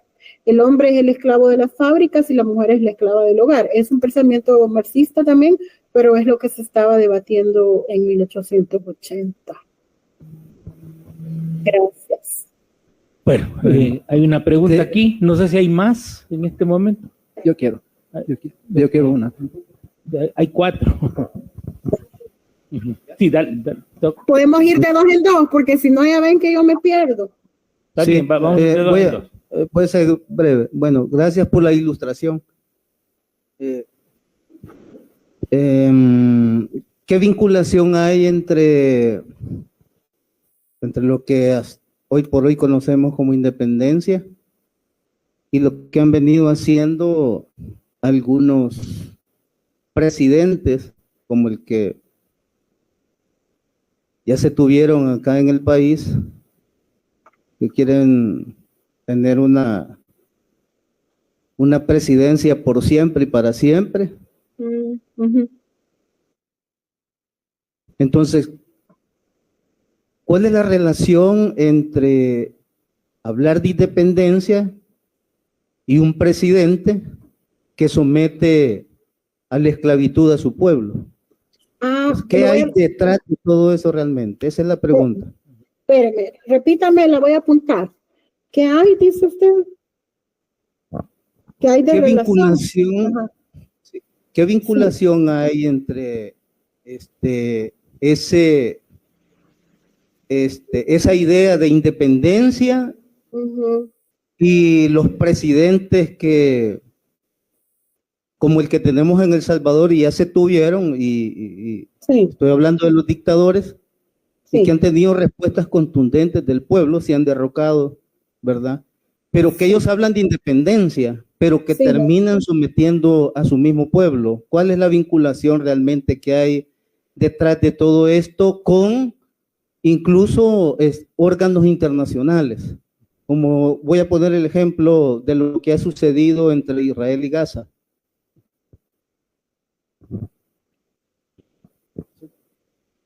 Gracias. Muchas gracias por su intervención, Elena. Realmente nos ha mostrado un panorama en detalle, ¿verdad?, sobre esta figura mítica. Nos gustaría que si usted nos pudiera ayudar con alguna bibliografía básica o si ya usted tiene alguna publicación sobre estas investigaciones, por favor. Muchas gracias y felicidades. Entonces nos vamos con estas 2 y quedan pendientes 2. Ok, bueno, la última más sencilla, ¿verdad? Yo esto de Morazán no lo he publicado. Es un trabajo bien antiguo, tiene como 10 años y no lo publiqué. Y lo otro que he trabajado en Morazán está en mi tesis doctoral y no la he defendido. No la puedo compartir, pero hay varias fuentes primarias que yo tengo aquí.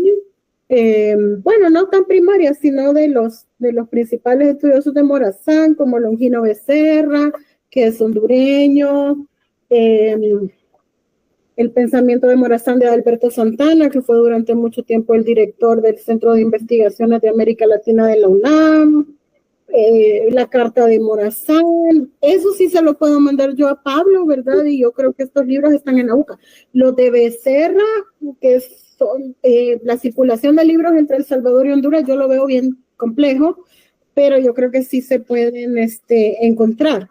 Y ahora que estaba yo rehabilitando mis ideas, porque yo también trabajé poesía y escultura sobre Morazán, hace un año unos investigadores, creo que costarricenses, publicaron un artículo bien parecido a lo que yo he estudiado. Entonces ese artículo sí se lo puedo mandar a Pablo. Yo le puedo mandar la bibliografía a Pablo. Con la siguiente pregunta, bueno, yo creo que primero nos tenemos que, bueno, Gloria nos está diciendo que actualmente Longino Becerra es secretario de Estado en el Despacho de Derechos Humanos. Interesante, yo no lo conocí personalmente, solo lo he leído. Gracias, Gloria. sobre la relación esta entre vinculación de independencia y esclavitud, bueno, también yo creo que hay límites, ¿verdad?, humanos e intelectuales para tratar estos temas. Y el concepto de independencia y esclavitud del siglo XIX no es el mismo concepto de independencia que se le está dando actualmente, ¿verdad? Yo no estoy en la cabeza de Bukele ni en la de los asesores, entonces yo no sé cómo ellos logran articular esas ideas, ¿verdad? Que en realidad son unas referencias discursivas bastante superficiales, considero yo, a leer los discursos. ¿Verdad? Y por otro lado, como esto se está grabando, sí me quiero cuidar un poco mis respuestas, o sea, no quiero como que se usen más usar mis opiniones personales. Como historiadora sí le puedo decir que pues no es el mismo contexto ni el mismo uso de los conceptos, ¿verdad? Como hablábamos en la clase pasada. Decir pueblo en el siglo XVIII y XIX no es lo mismo que decir pueblo en la actualidad. Lo que sí puedo decirle es que, claro, El Salvador sí y Centroamérica tienen una tradición, se podría llamar como tradición eso, de funcionarios que lleguen al poder y se quieren perpetuar, ¿verdad? O sea, Saldívar se quiso perpetuar, Hernández Martínez se perpetuó, Tiburcio Carías Andino se había perpetuado, toda la familia Somoza estableció un orden en el que el Estado Nacional era una corporación familiar, entonces iba a haber una sucesión, ¿verdad? Como que fuera una empresa familiar, una sucesión, y por eso Somoza, la familia, ¿verdad? Los Tachos estuvieron tanto tiempo en el poder, y un modelo bastante parecido han adoptado Ortega y Rosario Murillo. Entonces, digamos que la región centroamericana, pues las personas que han llegado al poder han tenido por lo general intenciones de perpetuarse, ¿verdad? De perpetuarse. Uno, quizás por las condiciones jurídicas, ¿verdad?, en las que sí pueden ser enjuiciados, ¿verdad?, según algunas constituciones. Y tercero, pues, realmente yo no puedo decir que la independencia de 1821 a 1827 sea igual que ahora usarla en un discurso de propaganda o de conmemoración del hecho, ¿verdad? No creo que se pueda articular de esa forma. Y con respecto a la esclavitud, bueno, también esclavitud, los conceptos han variado, son horribles, ¿verdad? Las formas de someter a los seres humanos a la trata de personas y al trabajo obligatorio sin descanso, ¿verdad? Eso también es esclavitud, es la esclavitud moderna. Pero no la puedo vincular, yo me parece como historiadora, con un discurso reciente de propaganda, ¿verdad? Porque esclavitud, pues sí. Gloria nos está compartiendo aquí pues ya voy a ver de quién de ellos es el libro, pero yo se lo voy a mandar a Pablo. Este libro es de 1992, puede ser el padre. Sí. Gracias, Gloria. Entonces, si quieren, pasemos a las siguientes dos preguntas. Primero Mauricio y luego vos, Gui. Si hay alguien más. Sí, muchas gracias nuevamente. Estaba viendo acá algo así, por decirlo así, paradójico. Se hablaba de que unos opositores, bueno, yo lo formulé así la pregunta. Estos opositores alaban a Morazán pero digamos sobre una dialéctica de élites, de ellos como opositores o de pueblo, porque Morazán, todas sus luchas fue para unir a los pueblos, no desunirlos. Entonces, si es como un acto subliminal de estos opositores, no sé de qué se está hablando, de qué clase de oposición, pero si digamos, si es una élite, es una manipulación hacia una adulación o alabanza a Morazán. Gracias. Guillermo, ahorita. Bueno, buenas tardes. Tu su ponencia ha sido bastante clara. Yo quiero hacer una especie de reflexión también, porque el espacio de la escuela de política es para también ver los asuntos políticos, y en ese aspecto ayer tuvimos una ponencia también con un historiador sobre el tema de la independencia, que prácticamente eso fue un proceso político. Hay que entenderlo de esa manera, un proceso político, y todo proceso político conlleva un proyecto político, hay que estar claro en eso.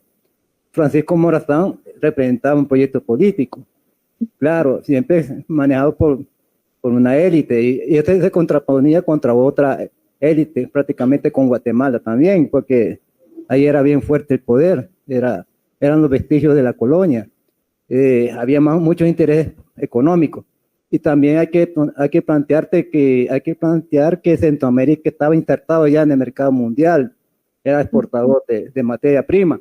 Eso hay que verlo, porque ahí se configuran también los intereses de los diferentes imperios, tanto británicos como franceses, que estaban tras bambalinas también moviendo sus tentáculos.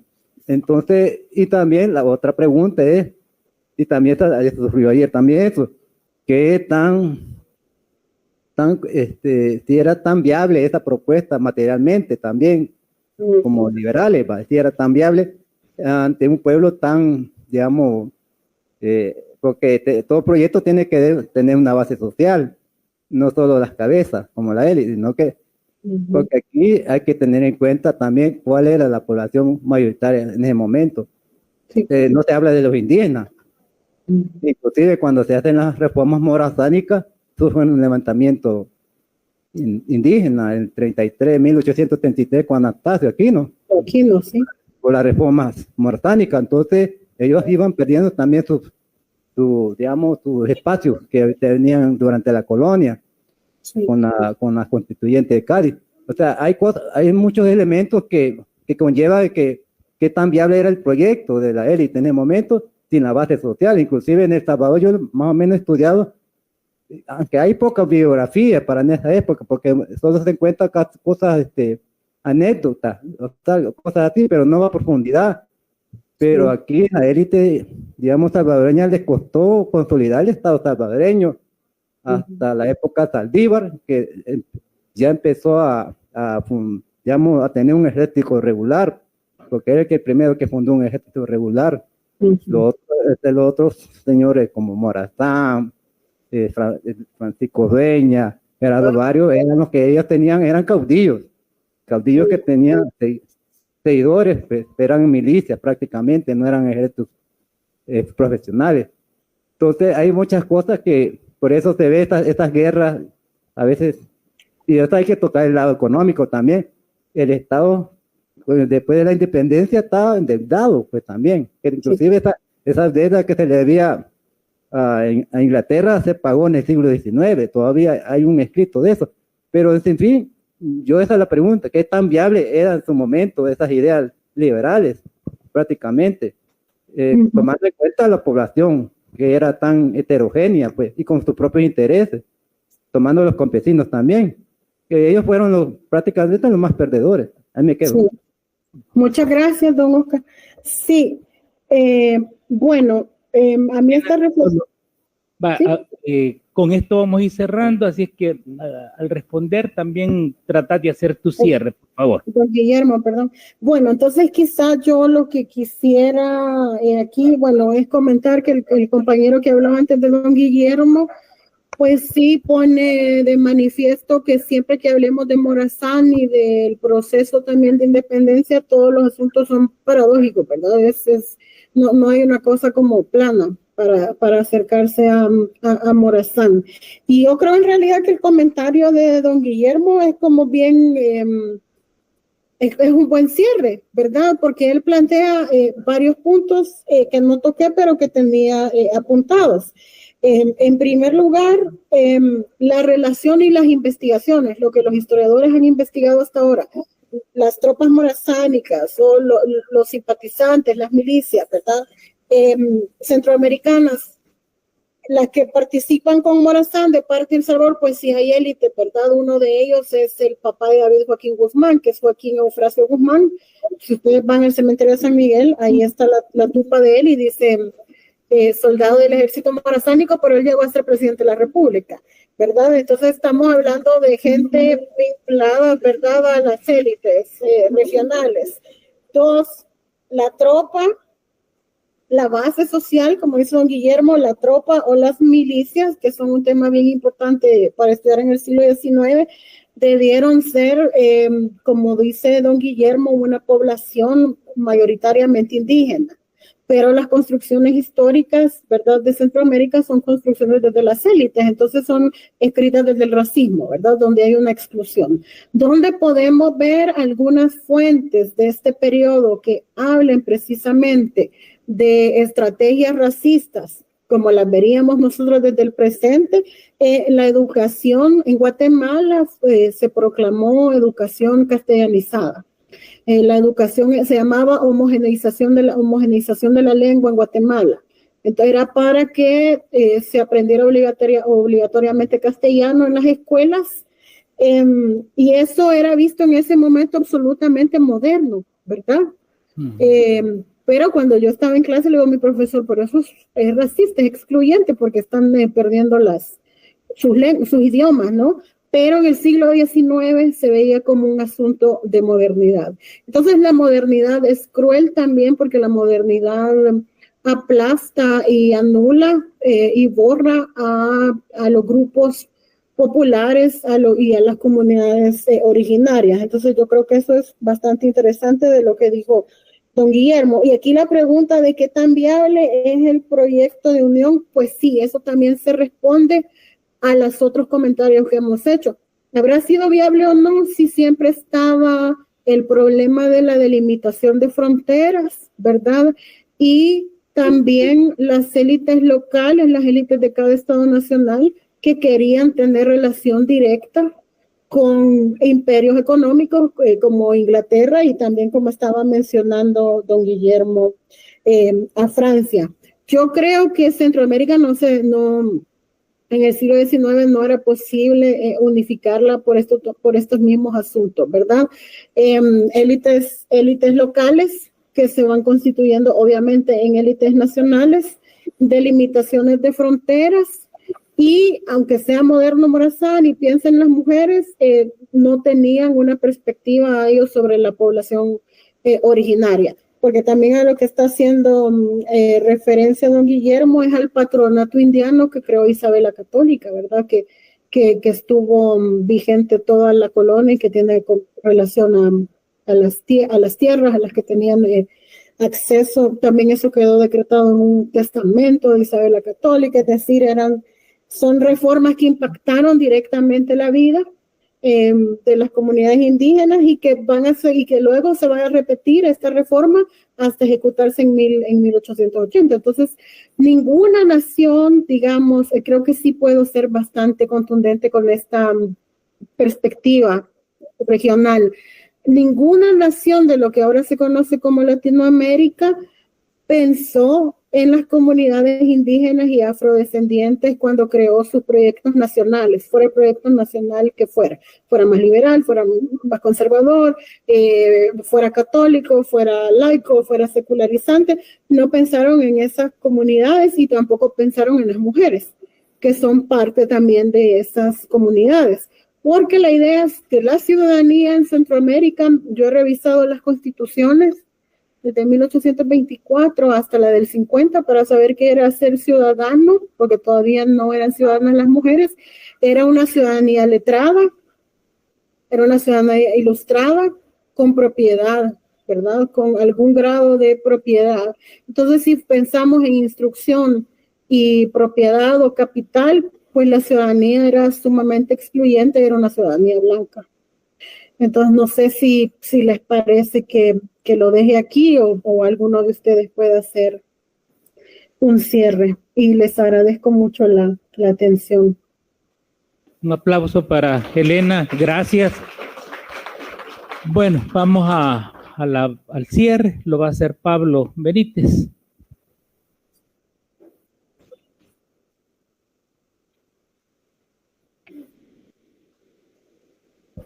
Gracias, Julio. Bueno, primero agradecer a Elena nuevamente por la presentación, por abrirnos este debate tan importante sobre cómo los procesos fundacionales de las repúblicas en las que vivimos hoy en Centroamérica han estado atravesados por la exclusión, por la violencia, por las guerras, por la utilización interesada de la memoria, de la historia, ¿verdad? Claro que esos procesos, ese tipo de consecuencias no son exclusivas de esta región, las ha vivido todo el planeta, ¿verdad? Pero para poder entender qué está pasando hoy en El Salvador, es necesario que vayamos hacia allá, hacia cómo se fundan estos países, estas repúblicas, y cómo desde esos orígenes los proyectos políticos han estado orientados por los intereses de las élites, y cómo esos intereses de las élites, que son de grupos, finalmente, de grupos pequeños, llevan a la guerra y digamos, a las consecuencias negativas para las mayorías. Estamos intentando poner elementos, aportes para responder la pregunta del ciclo, ¿verdad? Que estamos desarrollando en la escuela hasta el fin de año. ¿Independencia para quién? ¿Verdad? Y lo que nos va mostrando cada una de las ponencias es que la independencia no ha sido para las mayorías populares. Esa es una de las primeras respuestas que podemos ir dando, ¿verdad? No ha sido una independencia para el bienestar y la vida digna de las mayorías pobres, o como decía Elena en este momento, en el cierre que ella hizo también, para las mayorías de las poblaciones originarias, de las poblaciones afrodescendientes, para las mayorías trabajadoras, ¿verdad? Hemos sido quienes han puesto la sangre, quienes han puesto siempre el mayor sufrimiento, digamos, y quienes finalmente hemos sufrido las consecuencias negativas y no hemos decidido los procesos políticos, ¿verdad? Entonces, este es el propósito del ciclo. Quizá lo que habría que ir haciendo es tomando nota de cada una de las sesiones que vamos llevando para armar al final un mínimo rompecabezas, digamos, de algunas ideas, de algunos elementos que nos ayuden a responder esta pregunta. Yo creo que la ponencia de Elena ha sido muy buena y digamos muy clarificadora en cuanto a cómo incluso figuras como Morazán se prestan para construir un imaginario, digamos, de país y de república que finalmente no es imaginario para las mayorías populares. Cierro con esto para darle la palabra a Elena de nuevo. En cuanto a las preguntas sobre la Guardia de Honor Presidencial, la N se me fue por error. Elena, sí se llama así, Guardia de Honor Presidencial. Y hay un par de publicaciones en Twitter o X donde Bukele ha mencionado la figura de Morazán, ¿verdad? Que se pueden rastrear. Gracias. Yo para cerrar solo quiero hacer una pequeña publicidad. Quiero hacer una publicidad para ver cómo pudiéramos hacer para que esta información llegue también a la escuela política más adelante. En noviembre creo que voy a estar dirigiendo la Escuela de Género del Centro Cultural de España, se llama Generosas. Entonces les invito a las compañeras y compañeros que puedan inscribirse. Vamos a hablar de las imprudencias de los movimientos de mujeres en El Salvador en larga duración. Y ahí sí hay como muchas respuestas de lo que yo he trabajado de las mujeres para el presente. Pero como la escuela política pues tiene sesiones breves, yo cuando ya me confirmen que sí la voy a dirigir, es ver si podemos grabar las clases para que se puedan compartir después con las compañeras y compañeros de la escuela política, porque ahí hay una relación con algunos elementos sobre las mujeres. Entonces, solo esa propaganda, yo voy a estar informando a Pablo y si hay interés, compartimos los recursos. Y muchas gracias por invitarme. Bueno, de nuevo, gracias a Elena, un aplauso.